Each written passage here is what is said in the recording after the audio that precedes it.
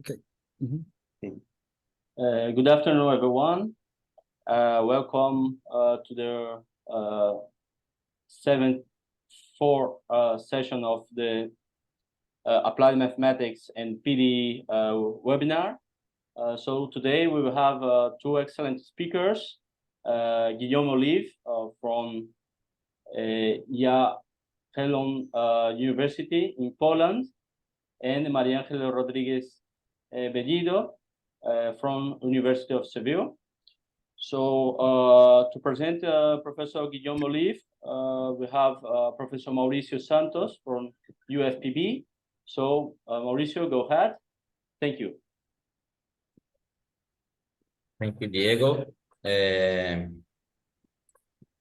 Good afternoon to the mathematical community of this PDE and Applied Mathematics seminar. It is a great pleasure to introduce our speaker today, the French mathematician, Professor Guillaume Olive.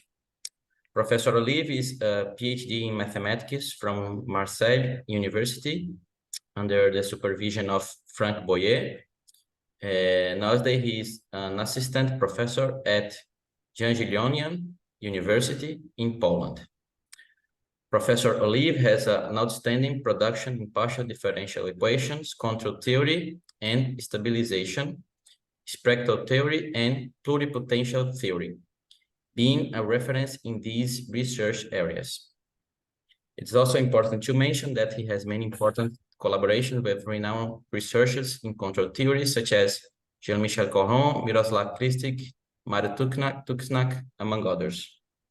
Today, he's going to talk about equivalent 1D first order linear hyperbolic systems and null controllability.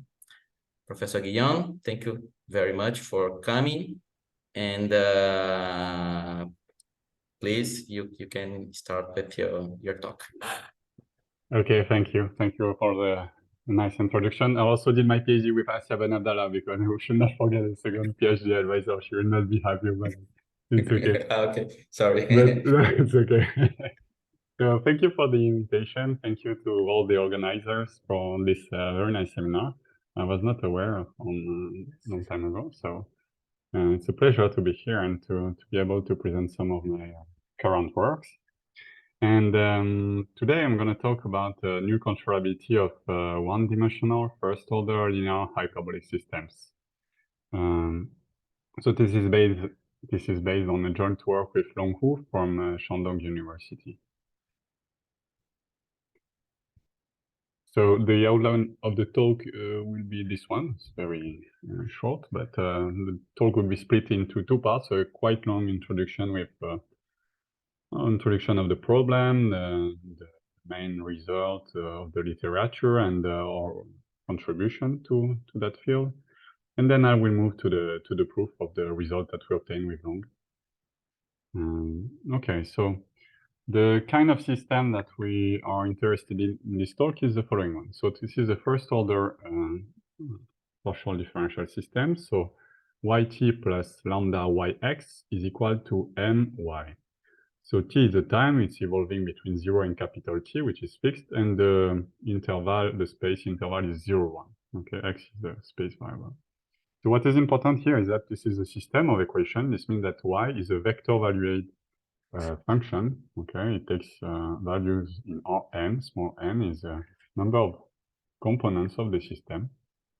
And the assumptions on the parameters here will be the following. The matrix lambda will be always diagonal, and it will have distinct entries. And more precisely, we will assume that we have small n negative speeds and p positive speeds. So n plus p is equal to small n. Concerning the regularity of the parameters, I will assume that the lambda is Lipschitz, so that I have no problem with the characteristic, the definition of the characteristics. And the matrix M, so the matrix M is very important. It will be assumed to be L infinity, and this is a matrix that couples the equations inside the domain. Okay, so if you look at the equation on the left, you have a vector, but this is not coupled between each other, the components. And on the right, you have the coupling inside the equation. Okay, so M will be called the internal coupling matrix because this is a matrix that couples the equation inside the domain. And without those generality, I will assume that the diagonal of M is equal to 0. I will come back to that later. It's just doesn't change the controllability or stabilization properties of this system. Since I have small m negative speeds, I have a splitting of the state. Y can be written as y minus and y plus. Y minus is a part corresponding to the negative speeds, and y plus is a part corresponding to the positive speeds. And accordingly, you have a decomposition of the matrix, which is similar of matrices, M, but other matrices. Okay, to the system, I will add an initial condition at time t equal to 0. And finally, to complete the system, I will add some boundary conditions. So in order that the system is well posed forward in time, since we have m negative speeds on, so this is acting on y minus, I will put at x equal to 1, I need to put a boundary condition there. So here we will put the control. So the control will be u, and actually it will also be a vector evaluate function with small m components. So I control the whole part of x equal to 1. And for the component associated with a positive speed, we need to add a boundary condition at x equal to 0. And here, the boundary condition will be coupled to the components with negative speed through the matrix Q. So Q is a coupling matrix, and we call that matrix boundary coupling matrix. So we have two coupling parameters, M inside the equation, and Q on the boundary at x equal to 0. And U, the control, is on the other side of the boundary. So together, 1, 2, 3, they form the whole system, and it will be referred in this talk only as M and Q, because this system depends on three parameters, lambda, M, and Q, and only M and Q are coupling the system. So these are the main parameters, and Y0 and U will be moving. So the system, I call it MQ. It is well posed, for instance, in the following functional setting in L2 of 0, 1. That is, there exists a unique solution which is continuous in time with value in L2 for any initial data and control in L2. Okay, since I have a continuous solution, I can speak of the controllability properties in this space, in L2. So as you know, we say that this is null controllable in time t. If for any initial data, there exists a control such that the value at time t of the solution is equal to 0. So now there is a natural question. When you have a system, is to try to find the best control time. So the rigorous definition of that is the following. It is the infimum of all the time such that the system is null controllable in time capital T. So this element is an element from 0 plus infinity. I take plus infinity because the set might be empty. Okay. So this is a definition of minimal null control time. This can be defined not only for hyperbolic system, but any abstract linear system. Okay, so this is well known, well defined. Actually, it's called minimal null control time, but this is only an infimum. But so I will keep the notation Tnf instead of Tmin because it's not always an element of the set. Okay, but this is customary to call it minimal control time. And it's depending on M and Q, but when there is no ambiguity, I will just call it Tn. Okay. I will write it like that. So this time is by definition of the infimum, the unique time such that strictly after this time, the system is null controllable in time t, and strictly before this time, the system is not null controllable at time t. Of course, at the equality t equal tm, we cannot say anything because it depends if it is a minimum or just an infimum. Okay. So mainly open problem is for the system I presented, to know what is this minimal null control time when the parameters M and Q are fixed. M and Q are anything, and the question is, what is the minimal null control time? Can we have some formula or some expression on that? Okay, so this is a question that we addressed here. So for to present the results, I need first to recall something. So control of a single equation, the transport equation. Okay, so if you consider just one equation, transport equation with speed lambda I, everything is well known for this equation, and I call Ti the minimal null control time for this equation. Okay, it can be explicitly written. So if I is less than, it means negative speed here. We have this formula, okay, and if I is positive, correspond to positive speeds, we have this formula, which is the same, but just there is a minus here because we want positive stuff. Okay, so we have a nice formula, and just keep in mind that we have the following relations, because if you remember, I ordered the speeds in increasing order. Okay, so for the negative part, this is increasing, and for the negative positive part, this is decreasing. Okay, so the worst time here is Tm, and the worst time is Tm plus 1. So this is the time Ti for a single transport equation. Now consider the literature of what is done on the system I present. So the very first one of the first, if not the first, is the result in the famous review of Russell in '78. He proved that the system I presented is a null controllable in any time t, which is greater or equal than the sum of the two largest time I presented, Tm plus 1 plus Tm. So in particular, this means that the minimal null control time is less or equal than this quantity. Okay, so this gives an upper bound of the minimal null control time valid for any m and any q. After that, he noticed that this time, okay, it's nice, I have a result for any m and q, but in fact, for let's say many examples of m or q, we can have a better time. It means that the corresponding system is controllable, null controllable, in a time that is smaller than this sum of these two times. And then he raised the question, an open problem, to find what is the minimal null control time even when m is equal to 0.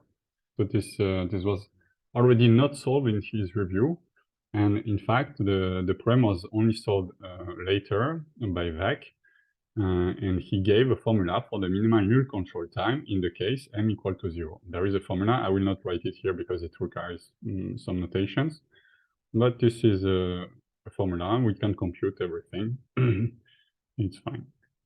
And after that, well, it seems that people were mainly interested in quasi-linear versions of the system. So there is a gap. And until recently, there's been a resurgence on this problem, finding the minimal control time for the system, notably with a series of nice works of Coran and Guillaume, 2019-21.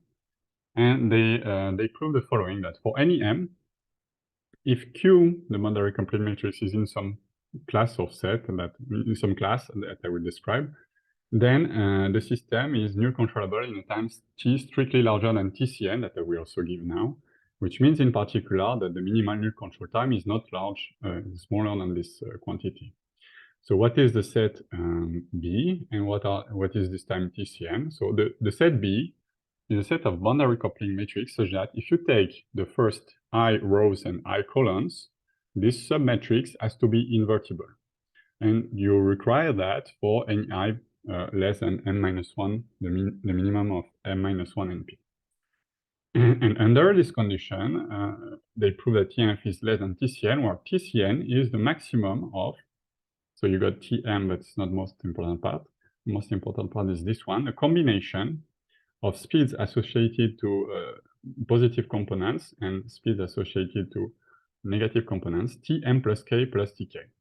And you take the max for k less than the minimum of m and p.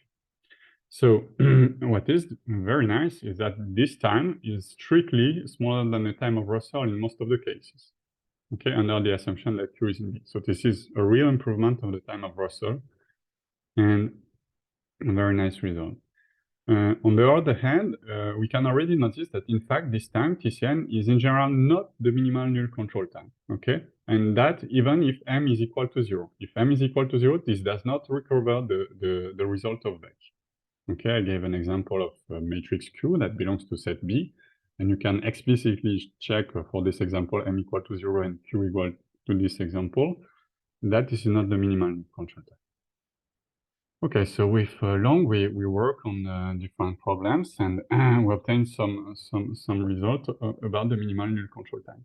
So the first result that we obtained was the following, that for any m, again, if we assume that Q is full row rank, P is the number of rows of the matrix Q, if the rank of Q is P, then we know exactly what is the minimal null control time. And this is the maximum between a lot of quantities, Tm again, and Tm plus K plus Tck. Okay, so here there is a Ck instead of before there was just K.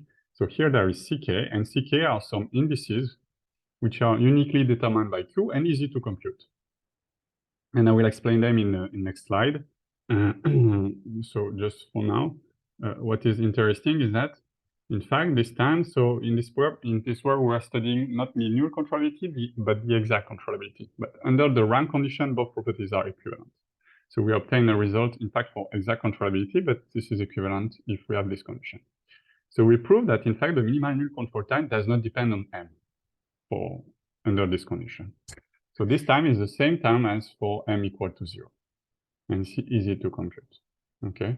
Another remark is that if we assume that M is strictly greater than P, which is well, almost necessary for rank of Q equal to P, and that Q is in B, then necessarily rank of Q will be equal to P. So in this sense, this under the condition M strictly greater than P, this generalizes the previous result. And in two ways, the condition Q in B is removed if replaced by rank Q of P. And here we don't have only inequality, but we have equality. Okay, this is exactly, the time is exactly this one. It cannot be better in a way. Okay, another result that we obtain is now, surprisingly, for two equations, and Q equal to 0, the minimal null control time was not known. Okay, so we studied this case, and for any M, which is now a 2 times 2 matrix, we gave a formula, we proved this formula that the minimal null control time is a maximum of some quantities. Again, you have the T1, T2, but it's not the most important part. The most important part is this one. So this one is almost T1 plus T2, but not exactly, because here the integral is not 0, but L of M. And we have an explicit formula for, explicit definition for the L of M. It depends in particular on the matrix M, which means that the minimal null control time depends on M, which was not, which did not appear in the previous works. Okay, so in particular, also we have that the minimal null control time can be strictly less than T1 plus T2. And in fact, for lambda constant at least, you can have for any time which is between the max of T1 and T2 and the sum T1 plus T2, you can always find a matrix M such that the minimal null control time is this time T. So you can have anything basically between. And this is for the minimal null control time in this case. So in general, well, things are complicated, as we see. Okay, so what are the CK? So I need to introduce CK for the previous result and also for the upcoming result.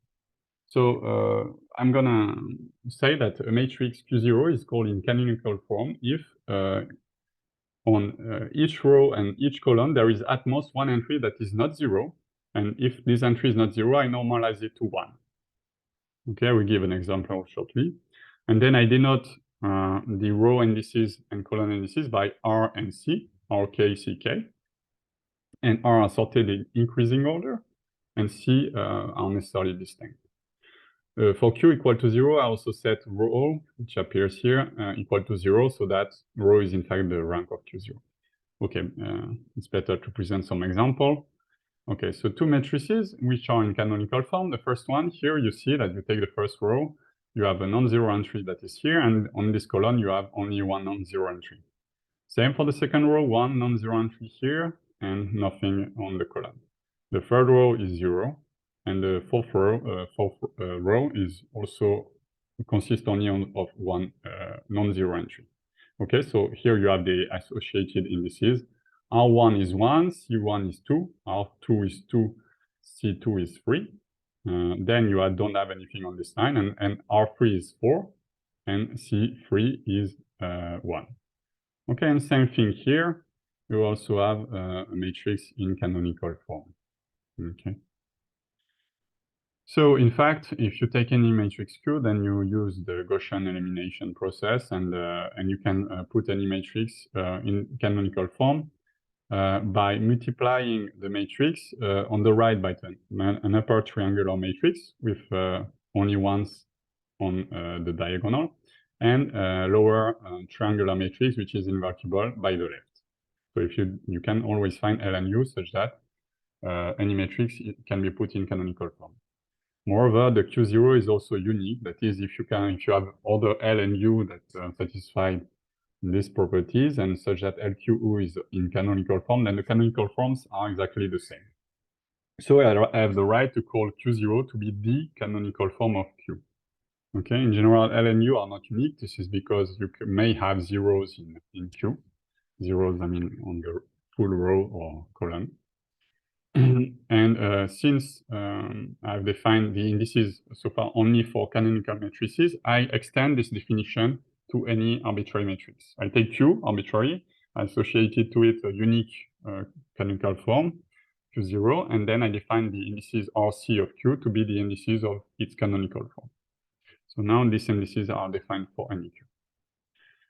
Okay, an example. How do you get the canonical form? Okay, just a Gaussian elimination process. You all know how to do that, but still, let me show you. So you take this matrix, and you do first rightward column substitution. That is, you take the first row, you take the first non-zero entry, take it as pivot.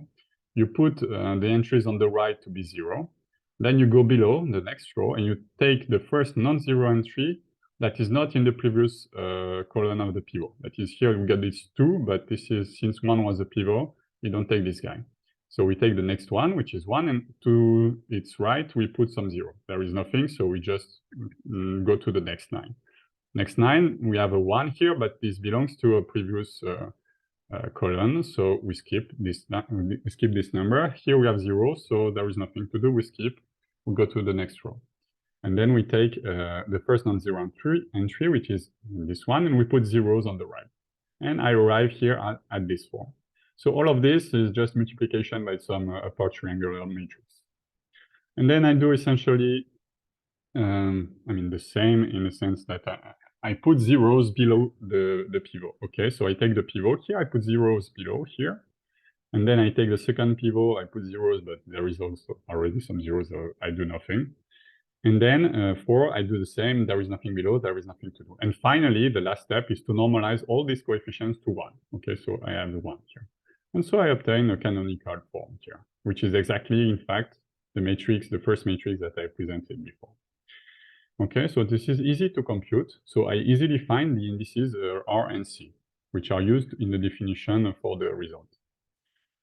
Okay, so one remark is that, in fact, to compute these indices, Ri and Ci, I only need to do the first line of computations here. I only need to find U, because at this step, we already know that R1, C1 will be 1, 2, okay? And then here, we already know that R2, C2 will be 2, 3. This is 1, because here there are zeros. Okay, so we only need this line of computation to find the R and C, which are then used to give you the minimal control time in the cases I presented before. Rank of Q is equal to P, for instance. Okay, so what is the goal of this talk? The goal of this talk is, in fact, we have seen that the problem has been solved in some particular cases, for instance, rank of Q equal to P, and we have seen that the problem is difficult for arbitrary M because the minimal control time can be anything, for instance, for 2 equations. So instead, we propose to find what are the smallest and largest values that the minimal null control time can take with respect to the internal coupling matrix. In mathematical phrasing, this means that we're going to try to find the infimum and the supremum of the minimal null control time, where the parameter m is moving. Okay, and the infimum, I call it tnth minus, and the supremum tnth plus. They depend on Q, but I will remove the dependency when there is no ambiguity. Okay, so why are these times important? They are important because whatever m is, the system will be not null controllable if the time is strictly less than the smallest possible minimal null control time, and the systems will be null controllable in any time that is larger than the largest minimal null control time. This is for any m. So this gives you a result for any m, if you can characterize these guys. So the goal will be to characterize the smallest and largest values that the minimal null control time can take when Q is fixed. So here Q is fixed, Q is anything. I don't assume that Q is in the set B. I don't assume that Q is full row rank, nothing. Q is just a matrix that is fixed. Okay, and I want to find, if possible, a formula for these two quantities. Okay, so this is the main result of this work. We managed to do that, to find some formulas for these two quantities.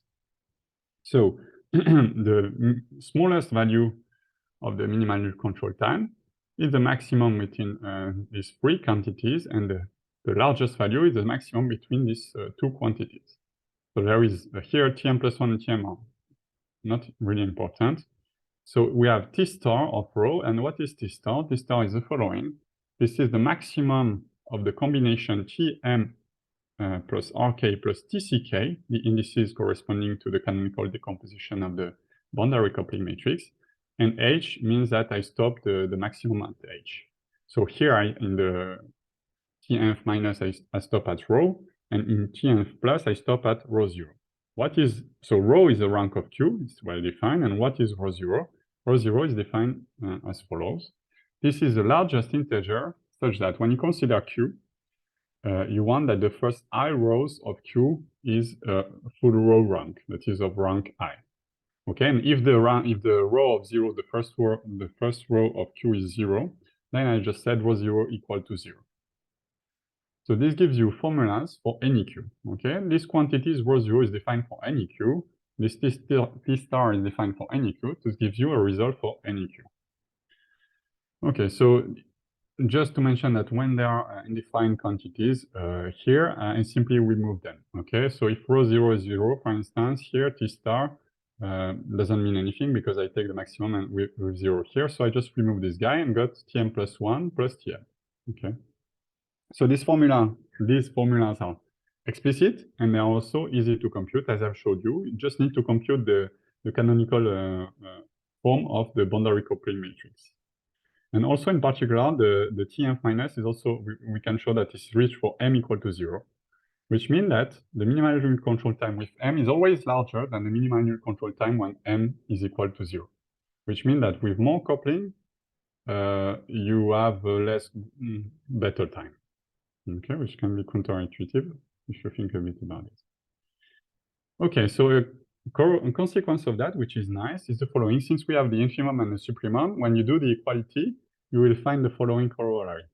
That the quantity, the minimal null control time does not depend on m, can be completely characterized. All the matrices Q such that this is independent of m can be completely characterized.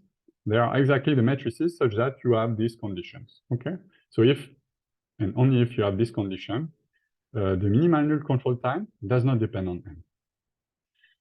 Okay, so for instance, one or two examples.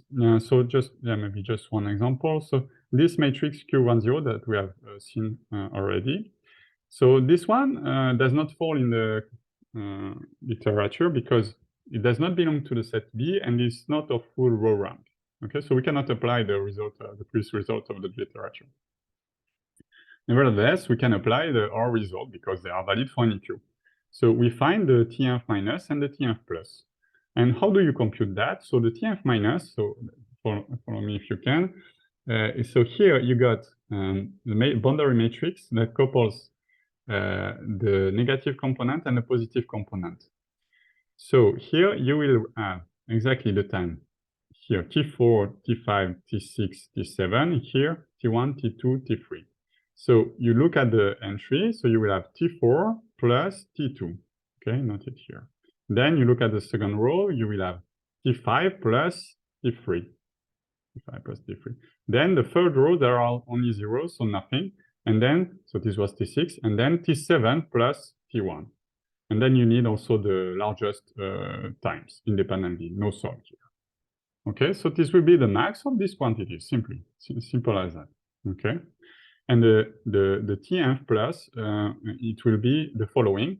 So you do basically the same, except that when the rank breaks here, you stop and you take the worst time. That is, here you take again T4 plus T2, T5 plus T3. Then here you only have zeros. So this matrix is not anymore a full row rank. So you stop and you take the worst time. That is T6 plus it's going to be T3. Okay, because this one is the worst time. Okay. So you have explicitly the formula for these two guys. So in fact, you can see that these two quantities are exactly the same, which means that for this boundary complete matrix, the minimal null control time does not depend on m. You take any m, the minimal null control time will be the same, and will be equal to this quantity or this one. They are the same. Okay, I skip the matrix Q2, okay, for which we have different bounds, but whatever. And now I'm going to move to the proof result. Okay, so the idea of the proof will be the following, but before that, I need to introduce a larger class of systems. So this is the same system as before, but now I have a trace term here with at x equal to 0. Okay, and the rest is the same. Now I denote the system with g in addition, okay, because I have g parameter in addition. And when, instead of putting 0 when there is no parameter, I just put a bar, just for simplification. And I'm going to introduce a notion, because this is going to be the core of the proof. I'm going to say that two systems for different parameters are equivalent if you can map by means of only a spatial transformation that is acting only in the space, on the space variable, that you can map one solution, all the solution of one system to the other one. That means that you take a solution of the system for some initial data for some control, it's going to be transformed into a solution of the other system for some initial data and some control. I'm not explicit on what are these initial data and control. What is important also is that this process is reversible, that is, the transformation is invertible. So in this sense, I don't care about the shape of the control, so it is not feedback equivalence for those who are familiar with the work of Brunowski. Okay. So in particular, if you have two equivalent systems in this sense, then if one is null controllable at a time t, the other one will also be null controllable at the same time, exactly. So in particular, if two systems are equivalent, the minimal null control time are exactly the same. But in fact, the converse is false. I will show you an example if I have time later. Okay, so what is the proof?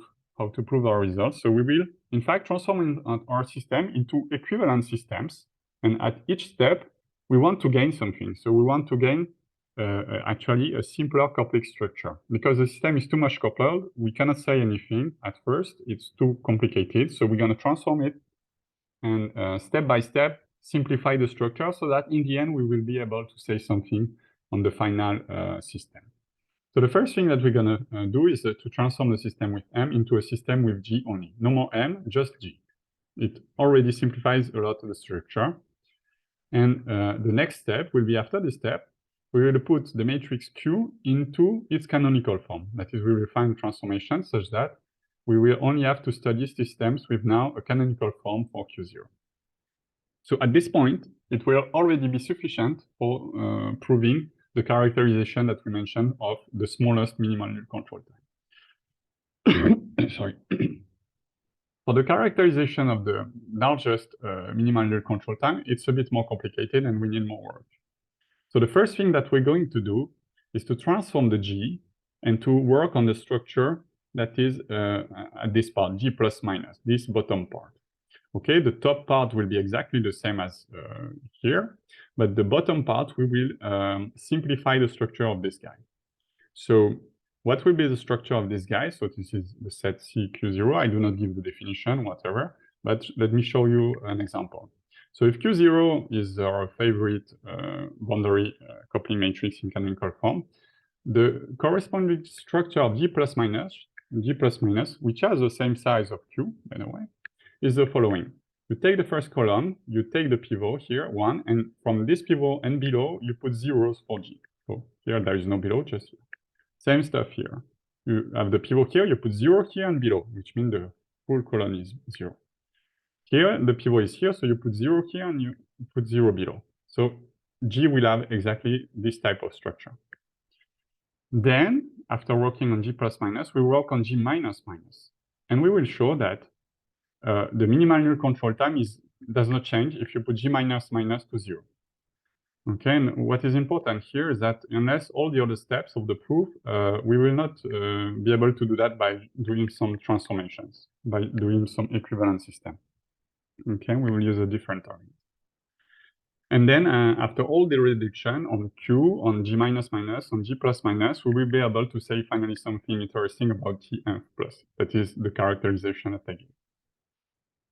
Okay, so the first step from M to G, we're gonna actually use, there is nothing new here, the result on the backstepping for hyperbolic system. That consists in using this spatial transformation. So you take Y solution of the system with M, we define Y tilde to be this transformation, which is Volterra integral transformation of the second kind. We got the X here. Of the solution Y, and you show that this is a solution of the system with G for some G I will show you, if, of course, K has to satisfy something, and this something is called the kernel equations. Okay, it's defined on a triangle. This is a first order hyperbolic system, and with a boundary condition at XX. And G then is defined, when you get the kernel, G is defined like that. Okay. Okay, so here for the existence, this has been studied already very well. For the existence of this, you need, if you look at the boundary condition, that the diagonal of M is equal to 0. Otherwise, you don't have any solution of this. Okay, this is why I mentioned that I wanted diagonal of M equal to 0 from the beginning. And then, actually, you have many solutions of this system. Okay. For instance, if you look at this boundary condition, you don't have any boundary condition for KII, the diagonal elements. So you have many solutions for this system. Okay, and of course, the transformation is invertible. Then the next step is, once we are working with system with G, we do a transformation, and in fact, we want to reduce the boundary coupling matrix. So we can move from Q to Q times U, where U is an upper triangular matrix, by means of the following spatial transformation. So I do not touch the component corresponding to the positive speeds. I only touch the first one. And this one, I do kind of multiplication by an upper triangular matrix times the components. But I also change here the variable in space, okay? But by doing that, you will obtain the matrix QU in the new system with some different G, but whatever, it is not important. What's important is here I'm going to simplify the boundary coupling matrix.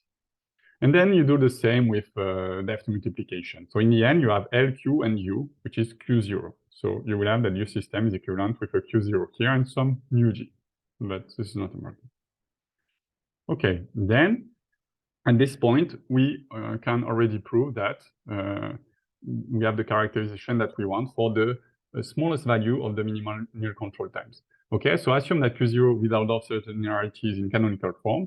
Define T minus to be the quantity that we want to show that this is the smallest minimal null control time. Then you can prove that for two things.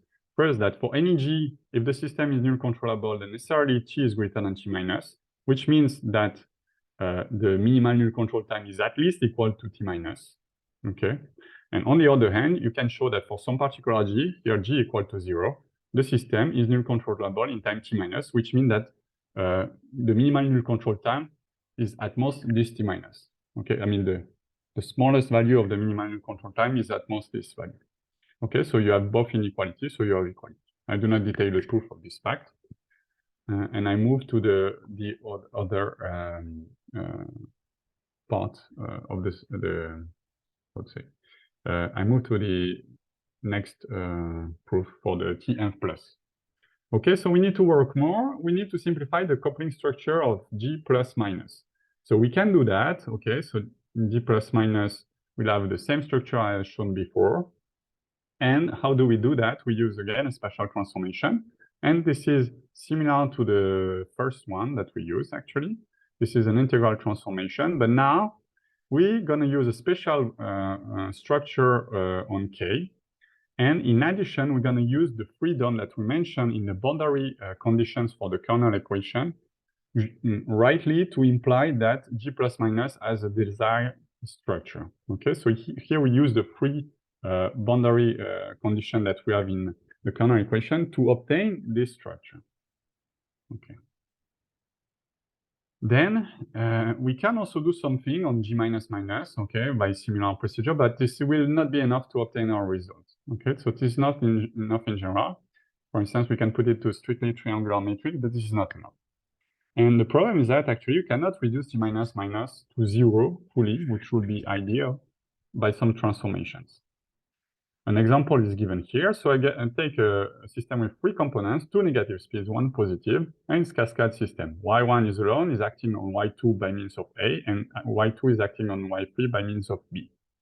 So in other words, the matrix G is the following. G minus minus is this guy, and G plus minus is this guy. I have 2 controls, and Q is like that. So here, everything is perfect. Q is in canonical form. G plus minus here, so Q is 1 here, so I need a 0 here. I have this 0. G plus minus is in CQ. G minus minus is also having a nice structure, strictly lower triangular. So everything is ideal. It's a very simple system. You can prove that the minimal null control time is 2 for any A and B. And now, what happens exactly at time 2, it depends. So we show that this is null controllable in time 2 exactly, that is the infimum is the minimum, if and only if the product A and B is not inside a discrete set, sigma, and this discrete set does not contain 0. What are the consequences of that? The consequence is that you take any AB in sigma, then your 2 systems, GAB and G0B, will not be able to be equivalent, because GAB will not be controllable, while whereas G0B will be null controllable in time 2. So you cannot have 2 equivalent systems that do not have exactly the same time of control. Okay, so what does it mean? G0B, what is G0B? If you look at here, you put A to 0, which means that G minus minus is 0. So what it says is that you cannot, by transformation, put this part to 0. And same thing for the second part, be equal to 0. You cannot put this part to 0 simply. G plus minus, you cannot put it to 0 by using some transformation. So what did we do with this G minus minus? Okay, so how did we manage to go further? Well, we proved that even though for the exact same control time, it's not possible to jump from one system to the other, nevertheless, the minimal null control times, which are infimums, they are still equal. That is, with G minus minus not 0 and G minus minus equal to 0, they are still the same minimal null control time. And again, you cannot a priori, I don't see how you can do that by using some invertible transformation process. So how did we do that? We used compactness uniqueness as in our work in JMPA, where we showed that the time was not depending on the internal coupling matrix. So here we show that the time does not depend on G minus minus in the same kind of spirit. Okay, but here there is a difference between the work of GMPA, because in GMPA was focused on the exact controllability property. So for exact controllability property, you got a kind of standard, say, compactness uniqueness result, which is like that in abstract framework. Okay, that is, you take any abstract control system, A and B, and this is exactly controllable if you have 2 things. One, the Fattorini-Autus test, okay, which is this condition, uniqueness of eigenfunctions, how do you want to call, or spectral controllability, whatever. This is a condition from Fattorini already in 66, quite old. And the second one is an observability inequality with a compact remainder. That is, you almost have the observability inequality, but you got an extra term here, not desired term, but nevertheless, you know that this guy is compact. Then under these 2 assumptions, you can remove, in fact, this term, basically. Okay. So this is for exact controllability, but we cannot use that here because we are dealing with null controllability. Our system is not exactly controllable. If rank of Q is not P, you have no chance. So you cannot use that. So what we did is to develop, inspired from previous work, to develop an adapted compactness uniqueness for null controllability. So here we have more assumptions to check so that we can apply this result. So, I mean, don't read that for now. We only need to know that we have generalized this in a sense. It's not really a generalization of the previous one, but we have a result for null controllability. And of course, we can apply this result for a particular system. Okay, so how do you do that? You take T0 times such that the system with G minus minus is null controllable, and you try to apply the result with G, which is arbitrary. The observation here is not complicated. It's just the trace at one of the negative components. And here you have some operators, P and L. So P is to be compact and L no, not necessarily. So P is an integral operator. So we know that these guys are compact. And L is a trace operator here at x equal to 0. So okay, I do not give the details, of course, but you can apply this and obtain the previous stability of the minimal control time. Okay, and just to conclude, I mean, to finish the proof, the last proof is now that we have all the nice structure that we have, is to prove that Tnf plus is equal to this quantity T plus here. So we have two things. First, if we assume that Q0 is in canonical form, G plus minus is in CQ, G minus minus is 0, then we can say finally something about the system. That is, we can say that the system is null controllable in any time larger than this T plus. In particular, this means that the minimal null control time is less than this T plus, and so the largest minimal null control time is also less than this T plus, since this is for Ng.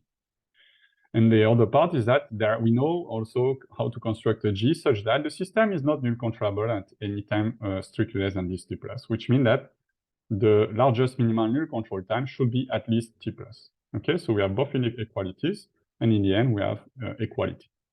This proves the second part of the result about T plus. Okay, so here is just a quick summary and some open problems. So summary, we obtain some explicit and easy to compute formula. I've shown you they rely on the simply Gaussian elimination of some matrix of the smallest and largest values that the minimal null control time can take with respect to the internal coupling matrix. We have made some comparison with the previous result of the literature, and I remind you that we don't need any assumption on Q. Okay, this is a result valid for any Q. And how do we did that? The idea of the proof is to go step by step and to try to simplify the structure of the system as much as we can.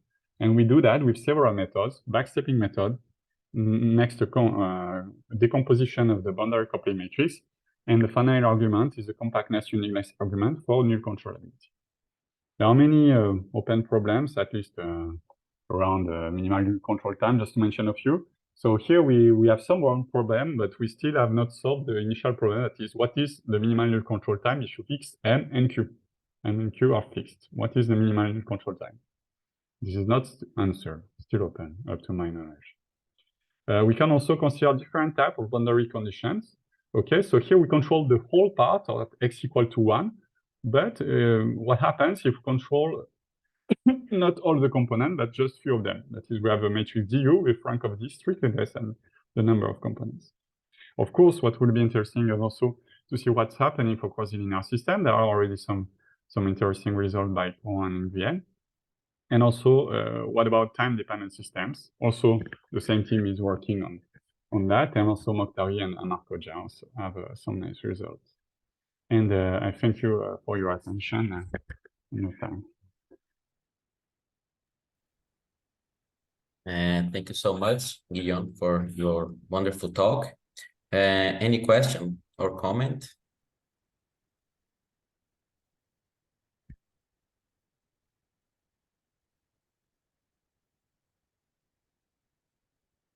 No? Guillaume, I have one small question. You said before that you showed a result that for T is smaller than T minus, right? The system is not controllable. And for T bigger than T plus, T inf plus, right? T inf minus and go back T. to this one, right? About the minus, yeah. No, I think before? Yeah, before. Okay, In the beginning, yes. Yes. Here? This you one. Mean this one? Yeah. Yeah, this one. And you say that you search for conditions that T minus is equal to T plus, right? After that, I mean, so like a consequence, in fact. First, the main goal is to find what are T minus, Tf minus, and Tf plus. And then, if you have some, we obtain some formulas, and since this one is an infimum and this one is a supremum, we investigated the equality. If the infimum is equal to the supremum, the set, this means that the map that defines the set inside is constant. Okay, so you look at infimum equals supremum, this means that this map is constant. So you obtain by doing equality of the right-hand side, you obtain a simple condition here, which I have written here, such that you obtain that the minimal control time does not depend on n. Yeah. My question is that it's possible it's possible to build examples that they are not the same, right? Yeah. Actually, I've skipped that one, but it's here. Okay. So it's here. In that case, what can you affirm in the middle? I mean, in the interval. It can be anything. It can be controllable. It cannot be controllable. It can. Yeah, I mean, for this particular example, I cannot say because I have not studied it, but as we have seen, as I mentioned, for the case already of two equations, simply can be anything. Here, as I've said in this property, so this one on the bottom is exactly tnth minus, and this one is tnth plus for this particular case of two equations.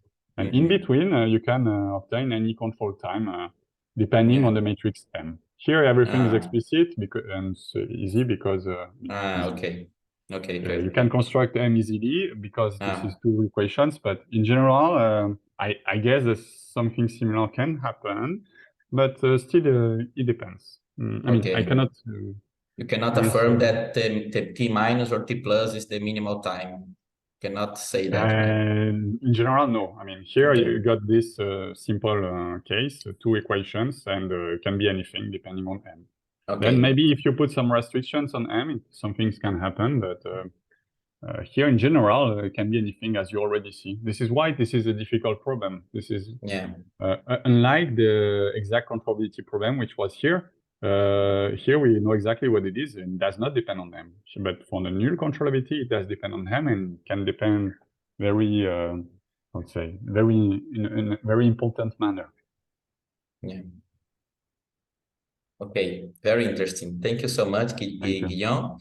Any comment, any question? If not, I have a question. Yeah, Diego. Okay.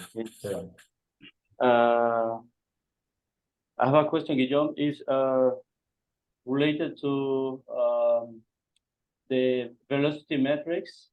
Your analysis, you consider diagonal velocity metrics, right? Yeah. What can be done when you have non-diagonalizable velocity metrics? Can you perform similar things, or what you? I mean, you need at least that this is diagonalizable with distinct eigenvalue, and well, at least if it is constant, then you do a change of variable, which doesn't change the equation, right? For the boundary, it changes, but I mean, what I mean is that you have also coupling with the space derivatives. Once again, in the matrix lambda, you have some coupling? Yes, it's not diagonal. Yes, it is not diagonal. Yeah, but I mean, if you want a hyperbolic system, you will assume that this is diagonalizable with some eigenvalues that satisfy this condition, for instance. So then, since if it is diagonalizable, at least for the constant case, let's say you do a simple change of variable on the state, y, and you will be in this form. Yes. Maybe I don't know. Yes, I mean, you see, in first order hyperbolic system, you also have some systems in which the matrix lambda is not diagonal. So, and you cannot diagonalize the matrix. Yeah, in this case, if you cannot diagonalize it. Yes, my question is,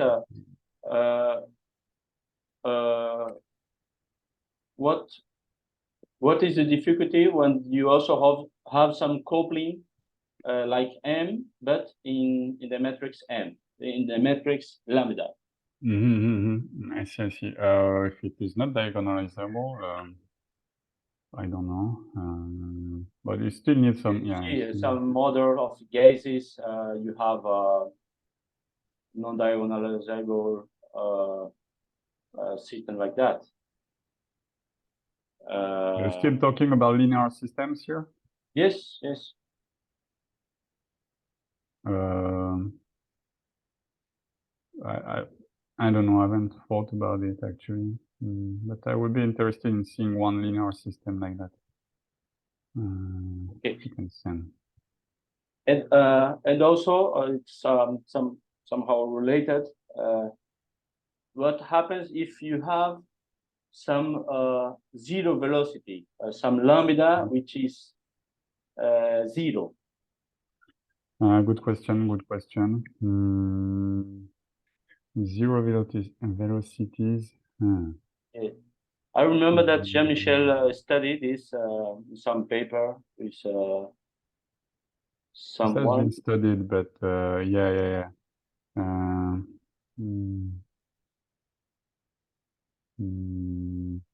At this moment, I cannot say anything about it. Okay. Yeah. Okay. And my last comment. Do you think that you can search for controls with some constraints? Can you?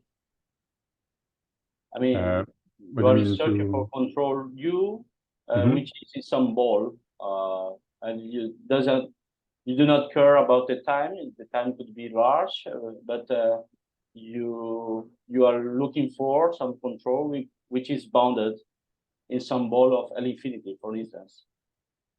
And what is your goal with this control? What do you want to do? Just control in some time? Yes, control in some time. Yes.